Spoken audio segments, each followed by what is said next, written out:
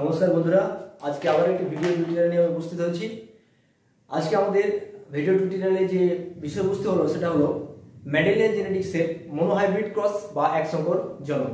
গতদিনের ভিডিওটিতে আমি basics concept মেন্ডেলিজমের সেগুলো বলেছিলাম। আজকে ভিডিওটিতে আমরা আলোচনা করব মেন্ডেলের একসঙ্কর জনন বা মনোহাইব্রিড ক্রস। আমরা জানি মনোহাইব্রিড ক্রস কাকে বলা হয় না, একজোড়া বিপরীতধর্মী চারিত্রিক বৈশিষ্ট্য নিয়ে যে ক্রস সম্পন্ন করা হয় বা যে সংকরায়ন সম্পন্ন করা হয় সেই সংকরায়নকে বলা হয় মনোহাইব্রিড ক্রস। এখানে একজোড়া চারিত্রিক বৈশিষ্ট্য মেন্ডেল যে তার মিষ্টি মটর গাছের 7 জোড়া বিপরীতধর্মী চারিত্রিক বৈশিষ্ট্যগুলো নির্বাচন করেছিলেন, তার মধ্য থেকে শুধুমাত্র একজোড়া চারিত্রিক বৈশিষ্ট্য বিপরীতধর্মী একজোড়া চারিত্রিক বৈশিষ্ট্যকে নিয়ে তিনি মনোহাইব্রিড ক্রস পরীক্ষাটি সম্পন্ন করেছিলেন।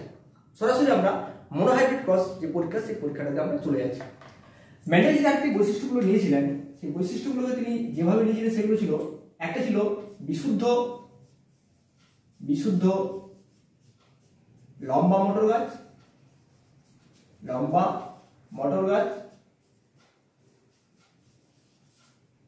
এবং একটি ছিল বিশুদ্ধ বেটে মটর গাছ।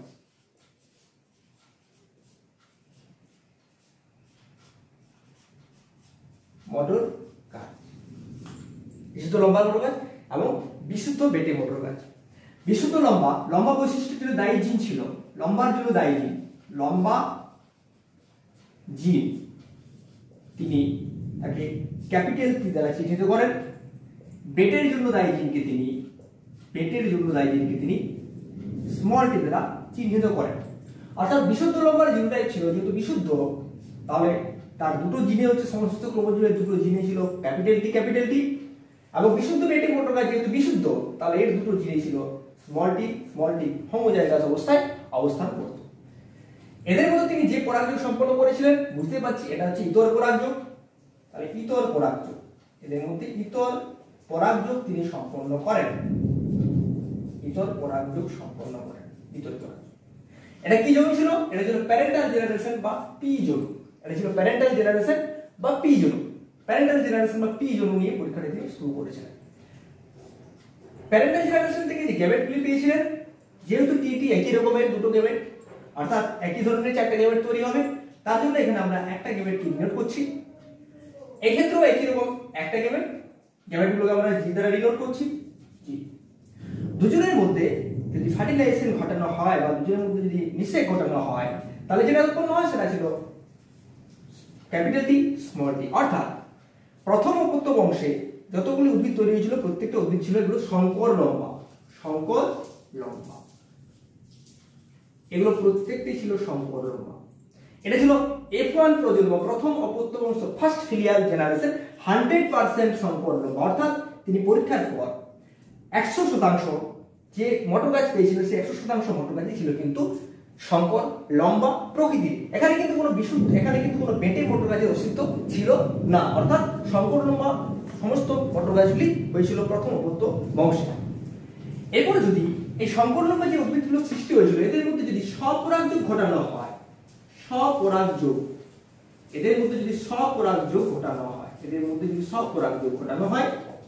তাহলে কি ঘটনা ঘটবে? স্বপরাগযোগ যদি এদের মধ্যে সম্পন্ন করা হয় তাহলে স্বপরাগযোগ সম্পন্ন, তার মানে capital T small T cross capital T small T, একটাকে উভয়লিঙ্গ ফুলের একটাকে আমরা পুংস্তবক একটা স্ত্রীস্তবক হিসেবে নির্বাচন করে তাদের মধ্যে স্বপরাগযোগ ঘটনা হয়, তাহলে এখান থেকে যে গ্যামেটগুলি পাওয়া যাবে এর জন্য তৈরি গ্যামেট হচ্ছে ক্যাপিটাল টি স্মল টি, এর থেকে তৈরি গ্যামেট হচ্ছে ক্যাপিটাল টি স্মল টি। দুজনের মধ্যে যদি ফিউশন হয় বা এদের মধ্যে সংযুক্তিকরণ করা হয় তাহলে যে ঘটনাটা ঘটবে সেটা কি? চেকার প্রসেসে সরাসরি এটাকে নির্বাচন করা হয় তাহলে হচ্ছে বড় টি ছোট টি, বড় টি ছোট টি। ক্লিয়ার?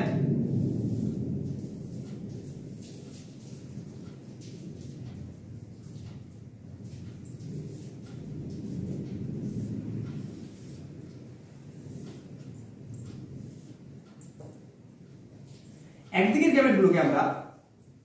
গ্যামেটগুলোকে আমরা স্ত্রী গ্যামেট হিসেবে ধরছি, একদিকের গ্যামেটগুলোকে আমরা পুরুষ গ্যামেট অর্থাৎ পুং গ্যামেট হিসেবে নির্বাচন করছি। তাহলে মিডিল বরাবর ক্রস করে একদিকের গ্যামেটটাকে এটা হচ্ছে কি? এটা হচ্ছে পুরুষ গ্যামেটকে সূচিতকরণ করা হয় বা পুরুষদেরকে সূচিত করা হয় চিহ্ন দ্বারা, এটা স্ত্রী গ্যামেটকে সূচিত করা হয় চিহ্ন দ্বারা। এটা রোমান দেবদেবীর আয়নার চিহ্নকে দ্বারা সূচিত করা হয়, এটা রোমান দেবতার বর্ষার চিহ্নকে দ্বারা সূচিত করা হয়। ঠিক আছে, তাহলে এদের মধ্যে যদি হয় তাহলে প্রথমটা হচ্ছে বড়টি বড়টি, এটা হচ্ছে বড়টি ছোটটি, এটা হচ্ছে বড়টি ছোটটি, এটা হচ্ছে ছোটটি ছোটটি। এরপর যদি এদের চারটি বৈশিষ্ট্য লেখা যায় তাহলে এটা কি, এটা হচ্ছে লম্বা, এটা হচ্ছে লম্বা মোটর গাছ, এটা হচ্ছে এটাও লম্বা মোটর গাছ, বড়টি ছোটটি যেহেতু লম্বা মোটর গাছ কারণ আমরা এখানেই পেয়েছিলাম লম্বা। এটা কি, এটাও লম্বা মোটর গাছ, এটা কি, এটা হচ্ছে বেটে মোটর গাছ। তাহলে প্রথম অপত্য অংশের ফিনোটাইপ অনুপাত, ফিনোটাইপ অনুপাত লম্বা ইকুয়াল বেটে, ফিনোটাইপ অনুপাত, ফিনোটাইপ অনুপাত, ফিনোটাইপ অনুপাত ছিল লম্বা ইজ টু বেটে। কত শতাংশ লম্বা ছিল, লম্বা হচ্ছে 1 2 3, তার লম্বা হচ্ছে 3টা, আর বেটে হচ্ছে কটা, বেটে হচ্ছে একটা। তাহলে প্রথম অপত্যম অংশের পর দ্বিতীয় অপত্যম অংশে সংকরায়ন ঘটানোর পর ফিনোটাইপ অনুপাত হবে লম্বা ইজ টু বেটের অনুপাত 3:1, অর্থাৎ 75% এখানে লম্বা উদ্ভিদ সৃষ্টি হবে এবং 1% বেটে উদ্ভিদ পাওয়া যাবে। তার মানে বেটে বৈশিষ্ট্যটা প্রকৃতপক্ষে কিন্তু পরবর্তী প্রজন্মে আবার ফিরে আসছে। প্রথম প্রজন্মে বেটে বৈশিষ্ট্যটি না থাকলেও পরবর্তী প্রজন্মে কিন্তু বেটে বৈশিষ্ট্যটি পুনরায় আবার ফিরে আসে। তাহলে লম্বা ইজ টু বেটে শতকরা অনুপাত যদি লক্ষ্য করা হয় তাহলে 75% ও 25%, 75% তিনটে, তার মানে 75%, বেটে একটা, তার মানে এটা 25% উদ্ভিদ পাওয়া যাবে। এরপর এদের জিনোটাইপ যদি চারটি বৈশিষ্ট্যগুলি যদি লক্ষ্য করা হয় বা জিনোটাইপ অনুপাত যদি এদের নির্ণয় করা হয় তাহলে জিনোটাইপ অনুপাত, জিনোটাইপ অনুপাত, যে জিনোটাইপ কি হবে, কত ধরনের জিনোটাইপ আছে, এটা এক প্রকারের জিনোটাইপ, এটা এক প্রকারের জিনোটাইপ, এটা এক প্রকারের জিনোটাইপ। ক্লিয়ার, বড়টি বড়টি হোমোজাইগাস একটা জিনোটাইপ, বড়টি ছোটটি এটা হেটারোজাইগাস একটা জিনোটাইপ, ছোটটি ছোটটি এটা হোমোজাইগাস একটা জিনোটাইপ। ঠিক আছে, তাহলে জিনোটাইপ অনুপাতটা কি হবে, এটা কি, বড়টি বড়টি এটা কি, এটা হচ্ছে বিশুদ্ধ লম্বা, দেখো এটা বিশুদ্ধ লম্বা, এটা হচ্ছে বিশুদ্ধ লম্বা।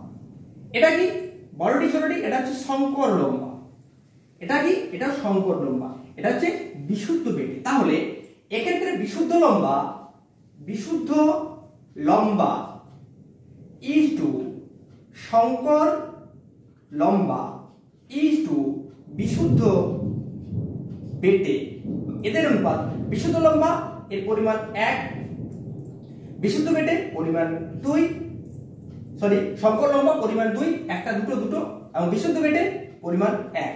তাহলে অনুপাত হচ্ছে 1:2:1।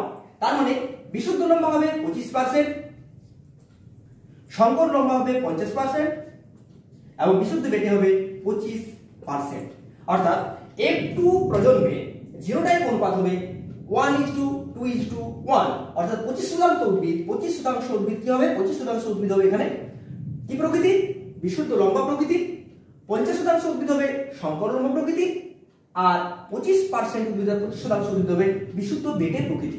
তাহলে এটা হলো জেনারেলি আমাদের মেন্ডেলের এক সংকর জননের সাধারণ পর্যায়ক্রমিক পরীক্ষা বা পানেট বর্গের সাহায্যে প্রমাণ, পানেট বর্গ, পানেট বর্গের সাহায্যে এই প্রমাণটা কিভাবে এটা তৈরি হয়। তাহলে এই উপলব্ধিগুলি তিনি প্রথম অপত্যম অংশের পর দ্বিতীয় অপত্যম অংশে তিনি পেয়েছিলেন।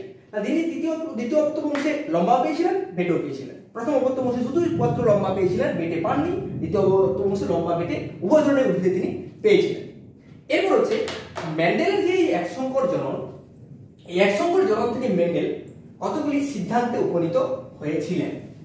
মেন্ডেল এক সংকর জনন থেকে যে সমস্ত সিদ্ধান্তগুলিতে তিনি উপনীত হয়েছিলেন সেই সিদ্ধান্তগুলি হচ্ছে, প্রথম নম্বর সিদ্ধান্তকে বলা হয়, প্রথম নম্বর সিদ্ধান্ত বা প্রথম নম্বর তার পর্যালোচনা, প্রথম নম্বর পর্যালোচনা বলা হয় প্রকটতার সূত্র, ল অফ ডমিনেন্স, প্রকটতার সূত্র বা ল অফ ডমিনেন্স,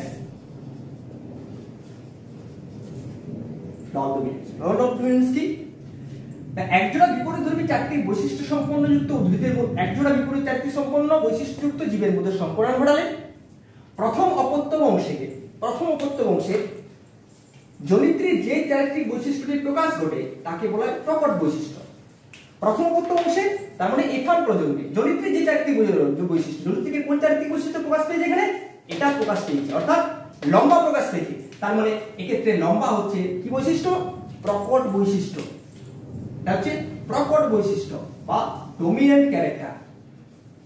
এটা হচ্ছে ডমিন্যান্ট ক্যারেক্টার। তাহলে একজোড়া বিপরীতধর্মী চারিত্রিক বৈশিষ্ট্যযুক্ত জীবের সঙ্গে সংকরণ ঘটানোর পর প্রথম অংশে জনিত্রের যে বৈশিষ্ট্যটি প্রকাশ ঘটে সেই বৈশিষ্ট্যটাকে বলা হয় প্রকট বৈশিষ্ট্য। তিনি এই সিদ্ধান্তে এসেছিলেন তাহলে জনিত্রের যে চারিত্রিক বৈশিষ্ট্যের প্রকাশ ঘটবে সেই চারিত্রিক বৈশিষ্ট্যকে বলা হবে কি? প্রকট বৈশিষ্ট্য। মেন্ডেলের দ্বিতীয় যে সূত্র ছিল, দ্বিতীয় সূত্র, সেই দ্বিতীয় সূত্র হচ্ছে নম্বর হচ্ছে ল অফ সেগ্রিগেশন।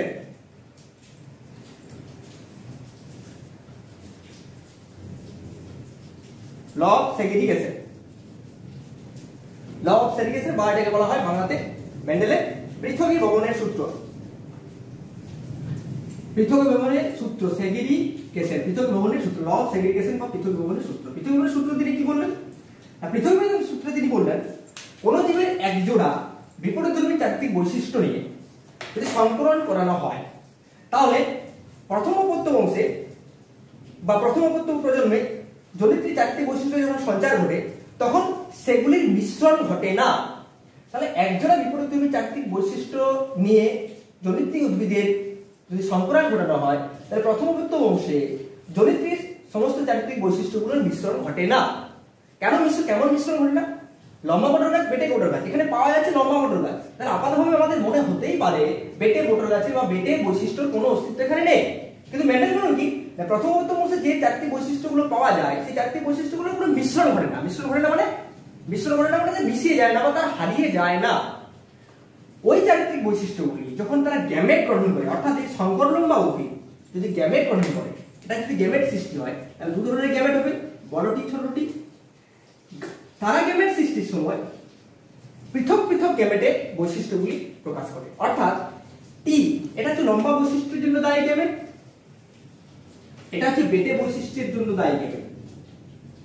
তার মানে যে বৈশিষ্ট্যগুলো আপাত দৃষ্টিতে মনে হয়েছিল এবং বেটে বৈশিষ্ট্য আপাত দৃষ্টিতে মনে হচ্ছে নেই এখানে, কিন্তু যখন গ্যামেট গঠন করছে লম্বা চারিত্রিক বৈশিষ্ট্যের জন্য আলাদা গ্যামেটের সৃষ্টি হচ্ছে, বেটে চারিত্রিক বৈশিষ্ট্যের জন্য আলাদা গ্যামেটের সৃষ্টি হচ্ছে।